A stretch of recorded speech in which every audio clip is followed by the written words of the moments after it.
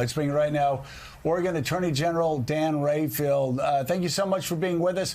I want to get your reaction and your response to the president sending National Guard troops to Portland. There have been chaotic scenes that we've seen play out over the past 5 years, 6 years. What would you say to people that have seen those scenes who would say, well, it makes sense for the president to send National Guardsmen there? Why is that a mistake in your mind? Well, I mean, it just goes back to how we view our country and how we think of our cities, our world as Americans. We don't accept this premise or this belief that we should have the United States military in our cities working for public safety. Again, they're not trained for that purpose.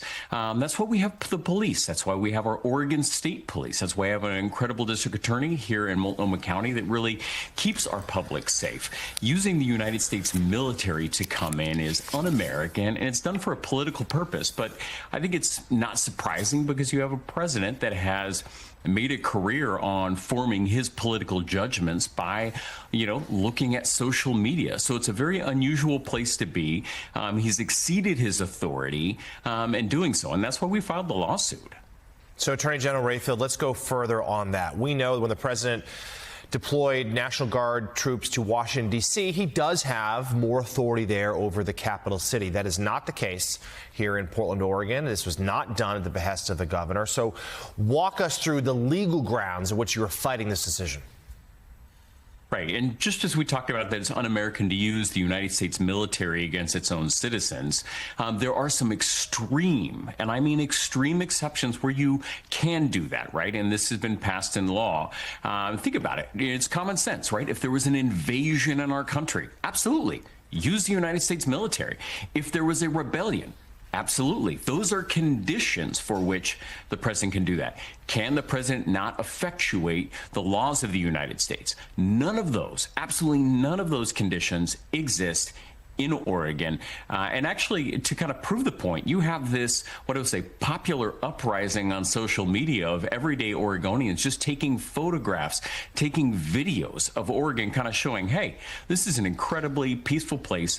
We have this under control. And you know what? If we have protests and people do violate Oregon law or federal law, they're going to be held accountable. And that's how we operate in Oregon. And that's why the need for this is not there. And frankly, he just doesn't have the authority to do it here in Oregon. Attorney General, there are many that have expressed concerns that we're moving closer to an autocratic kind of system than we have in the past. Is it therefore, if you share or even lean toward looking toward that view, is it therefore more important that Oregon stand up and say that here is where we need to demonstrate whether there's a legal basis or a real basis to come in, or if Oregon rolls over and allows this to happen without questioning, that it further accelerates where we end up seeing this happening around the country without any cause or any reason? Oh, absolutely. You couldn't be more correct. Look at what's going on in our country right now.